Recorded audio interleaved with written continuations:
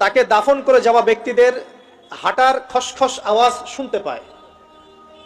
এরপরে তাকে যখন শুইয়ে দেওয়া হয়, সে যদি মুমিন ব্যক্তি হয় তাহলে তার মাথার দিকে তার সলাত এসে দাঁড়িয়ে যায়। দুনিয়াতে আপনি যে নামাজগুলো পড়েছেন, আমি যে নামাজগুলো পড়ছি, এগুলো মাথার দিকে দাঁড়িয়ে যায়। ডান দিকে চলে আসে তার সওম মানে কি? রোজা। বাম দিকে চলে আসে যাকাত। তারপরে পায়ের দিকে চলে আসবে তার আত্মীয়তার সম্পর্ক রক্ষার ইবাদত, তার এই যে অন্যান্য দান সদকা, তার নফল আমল, তার তাসবিহ তাহলিল, তার কোরআন তেলাওয়াত ইত্যাদি পায়ের দিকে চলে আসবে। এখানে একটা হাদিস এসেছে, সূরাতুল মুলক যে ব্যক্তি রাতের বেলা তেলাওয়াত করবে, কোন সূরা ভাই? তাবারাকাল্লাযী বিয়াদিহিল মুলক ওয়া হুয়া আলা কুল্লি শাইইন কাদির।